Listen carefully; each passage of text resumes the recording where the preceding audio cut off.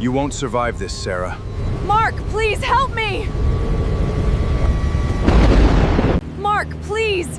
You can't leave me like this! Watch me. Watch me. Goodbye, Sarah. No! The wind inside the cabin was not just loud. It was a screaming monster.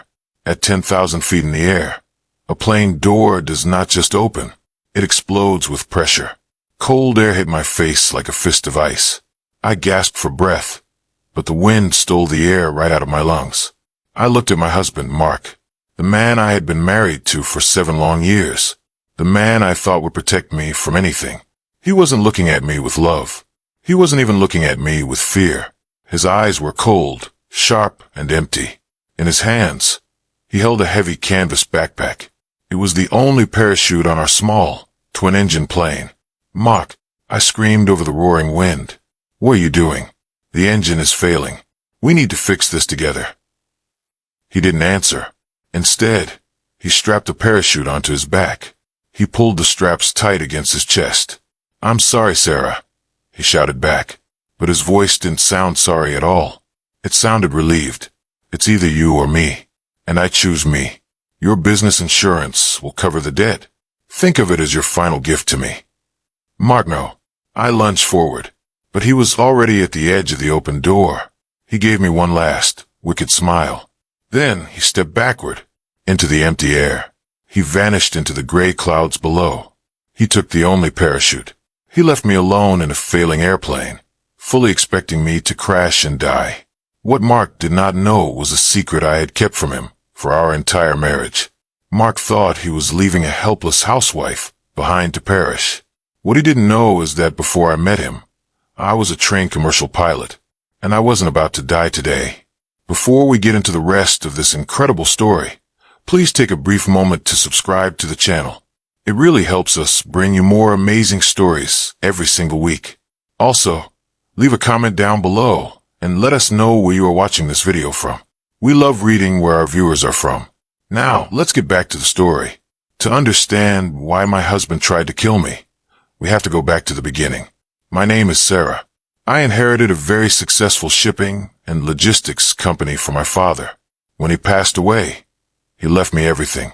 The company, the money, and a beautiful estate. I was lonely back then. I was focused entirely on work. That was until I met Mark. Mark was charming. He was handsome, polite, and knew exactly what to say to make me feel special.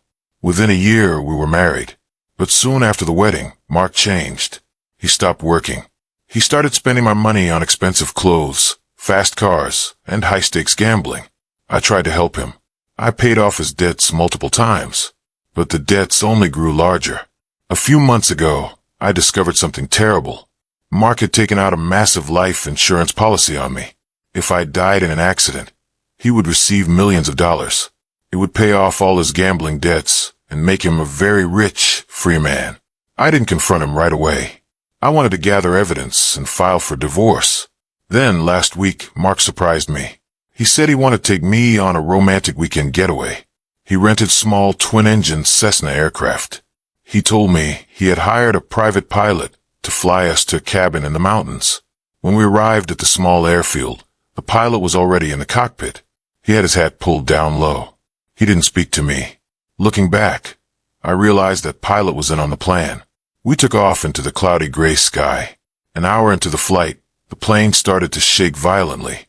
The left engine began to sputter and spit black smoke. Suddenly, the pilot stood up from his seat. He didn't look panicked. He looked determined. He grabbed a parachute from under his seat, strapped it on, and opened the cabin door. "The engine is blown," the pilot yelled. "We are going down." Before I could even process what was happening, the pilot jumped out of the plane. I screamed. I turned to Mark, terrified.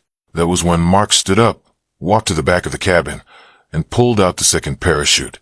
There were only 2 parachutes on board, one for the pilot and one for Mark. There was never a parachute for me. This entire trip was a setup. It was a perfectly planned murder. As Mark disappeared into the clouds, the plane took a sharp dive. The alarms in the cockpit began to blare.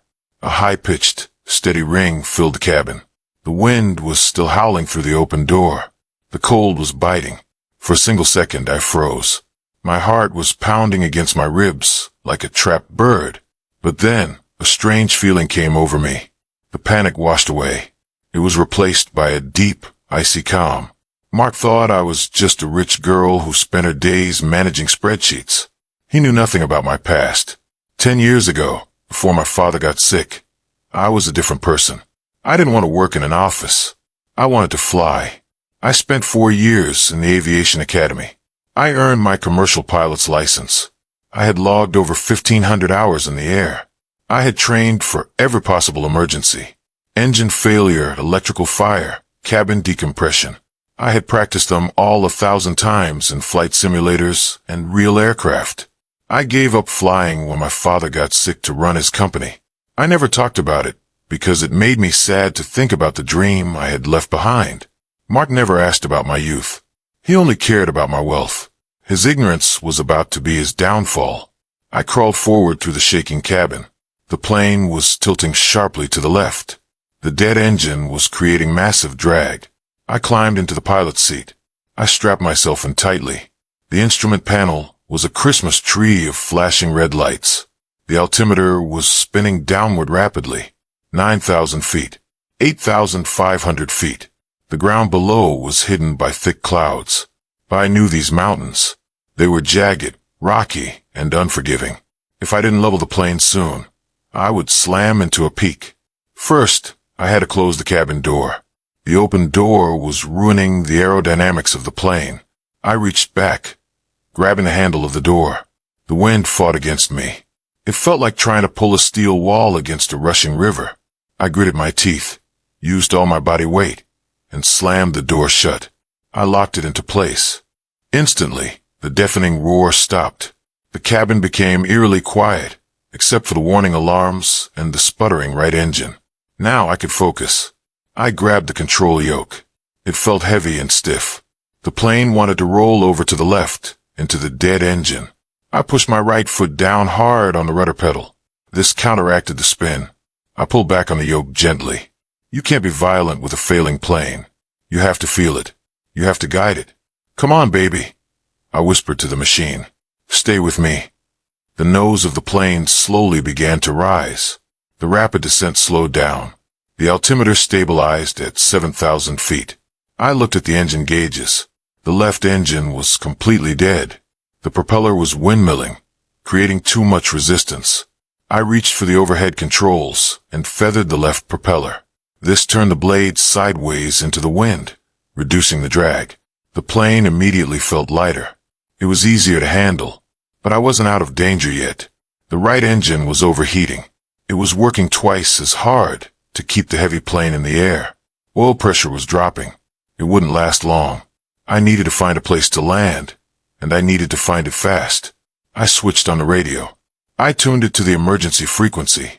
Mayday, mayday, mayday, I said into the headset. My voice was steady and professional. This is Cessna November 428 Alpha. I have an engine failure. One engine is out. The second engine is failing. I am lost in the clouds over the mountain range. A few seconds of static filled my ears. Then a calm voice responded. Cessna 8 Alpha, this is Center Radar.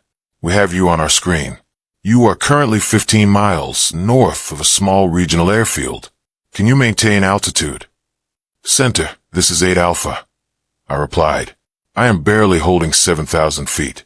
The second engine is losing power. I don't think I can make 15 miles. 8 Alpha, there's an old, abandoned military airstrip just 5 miles to your west, the controller said. It is unlit and rough, but it is your best option.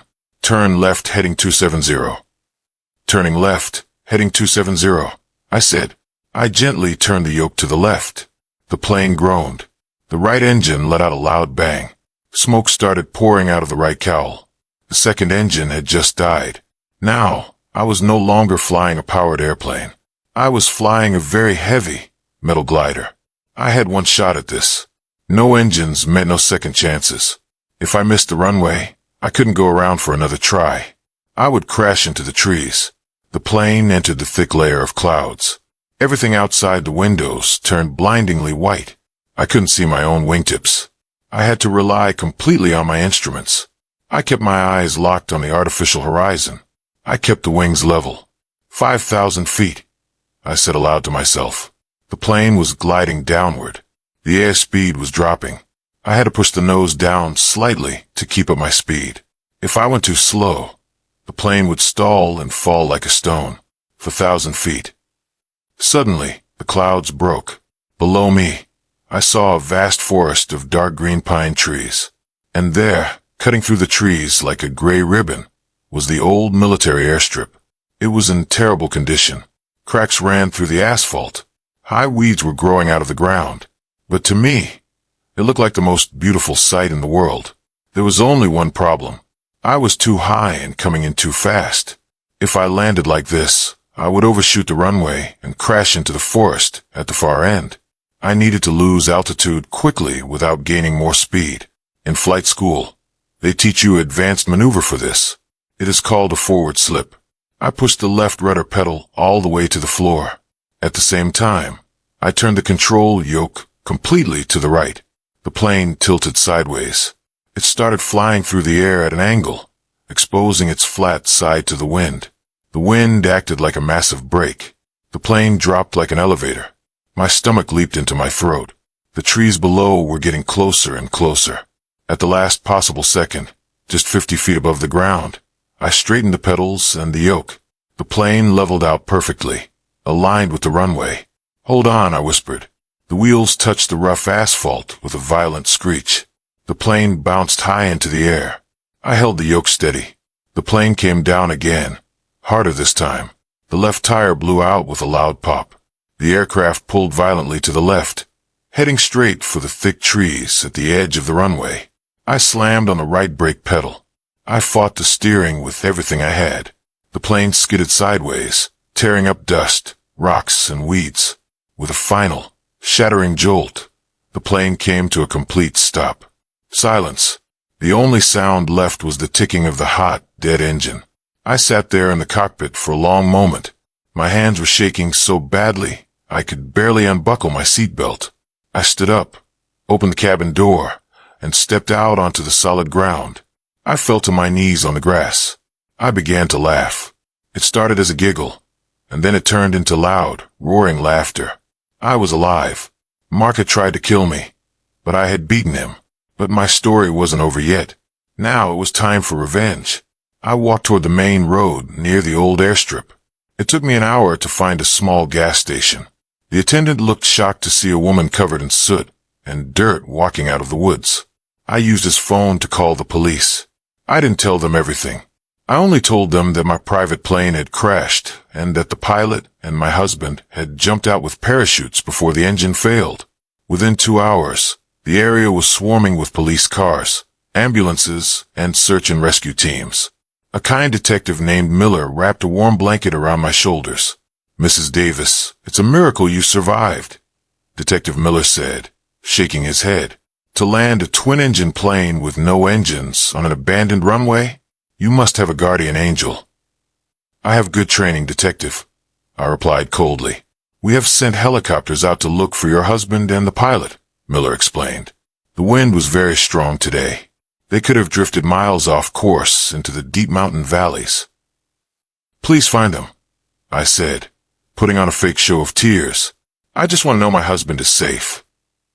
Of course, I didn't care about his safety. I knew these mountains. Today was an unusually windy day. A strong northern gale was blowing at over 40 miles per hour. Mark had never jumped out of a plane in his life. He didn't know how to steer a parachute. He thought you just pulled the cord and floated gently to the ground. In high winds, a novice skydiver is completely helpless. The wind treats them like a rag doll. If they had opened their chutes too high, the wind would have carried them deep into the jagged peaks, miles away from any roads or towns. They would be trapped in the wilderness, completely lost. 2 days passed. I stayed at a hotel near the police station. I pretended to be a grieving, worried wife. I cried for the cameras when the local news stations interviewed me. "I just hope my Mark is okay," I sobbed into a tissue. "He sacrificed himself so I could have a chance. He gave me the only plane space." I twisted the story to make it look like he was a hero for now. I wanted him to think he was safe when he came out. On the third day, Detective Miller knocked on my hotel room door. His face was grim. "We found them, Mrs. Davis," he said. "Are they okay?" I asked, holding my breath. "The pilot didn't make it," Miller said softly. "His parachute got caught in the rotor of a high-voltage power line. He died instantly. But your husband is alive. They found him at the bottom of a steep ravine. He has 2 broken legs and severe hypothermia, but he will survive." A cold smile wanted to spread across my face, but I forced it down. "Oh, thank goodness." I cried out, hugging the detective. "Can I see him?" "He is at the county hospital right now," Miller said. "He is heavily medicated, but he is awake. He has been asking for you." "Take me to him," I said. When I walked into the hospital room, Mark looked terrible. Both of his legs were in heavy plaster casts, elevated by wires from the ceiling. His face was scratched up, pale and bruised. He had thick blankets piled on top of him to stop his shivering. When the door clicked open, he turned his head slowly. When he saw me standing there, his eyes went wide with absolute terror. He looked like he had just seen a ghost. He tried to sit up, but the pain made him gasp and fall back into the pillows. "Sarah," he stammered. His voice was hoarse and cracking. You're alive." I turned to Detective Miller, who had walked in behind me. "Detective, could you please give us a few moments alone?" I asked sweetly. It has been such an emotional time. "Of course, Mrs. Davis," Miller said. He stepped out and closed the heavy wooden door behind him. I walked slowly toward the side of Mark's bed. The only sound in the room was the steady beep, beep, beep of his heart monitor. I noticed his heart rate was spiking. The numbers on the screen were rising fast. 80, 90, 100. "How did you get here?" Mark whispered, his lips trembling. The plane was supposed to crash. You don't know how to fly." I leaned over the bed. I placed my hands on the metal guard rails, bringing my face just inches from his. I smiled. It was the coldest smile I had ever given anyone. "That's where you're wrong, Mark," I whispered. "I have a commercial pilot's license. I've had it since before I met you. I landed that plane perfectly." Mark stared at me, his mouth open. He looked completely defeated. You lied to me," he gasped. "No, Mark. I just never told you." I corrected him. "You never asked about my life. You only cared about my bank account. You were so busy looking at my money that you never bothered to look at who I actually was." He swallowed hard. "What are you going to do? Are you going to tell the police?" "Oh, I don't need to tell them yet," I said softly, tapping my fingers on the bed rail. "Right now, the whole world thinks you are a hero. They think you jumped out to save weight on the plane. But I have a copy of the life insurance policy you took out on me. I also found the financial records showing you paid that private pilot $50,000 last week." Mark's face turned completely white. "If I give those documents to Detective Miller, you will go to prison for attempted murder for the rest of your miserable life," I said. "And with 2 broken legs, prison is going to be very uncomfortable for you." "Please, Sarah," he begged. Tears started rolling down his bruised cheeks. "Don't do this." I was desperate. The debt collectors were going to kill me. "Please, mercy." I stood up straight and smoothed out my jacket. "I'm going to offer you a deal, Mark," I said. "You are going to sign a full confession of your gambling debts and your financial fraud. You are going to sign divorce papers, giving up every single penny you ever took from me. You will leave with nothing but the clothes on your back." "And if I sign?" he asked, trembling. "If you sign, I won't give the attempted murder evidence to the police. I will let them think it was just a tragic aviation accident. You will be free. Free, broke and crippled, but free." Mark looked down at his broken legs. He knew he had no choice. He had played a dangerous game, and he had lost everything to the woman he thought he could discard. "I'll sign," he whispered. "Good," I said. I turned around and walked toward the door. As I reached for the handle, I stopped and looked back at him over my shoulder. "Oh, and Mark, one more thing," I said with a wink. "Next time you want to jump out of a plane, make sure you know who is sitting in the cockpit." I opened the door and walked out into the bright hallway. The air felt fresh and clean. For the first time in years, I felt completely free. I had taken control of my own life, saved myself from a disaster, and flown through the storm into a brand new beginning.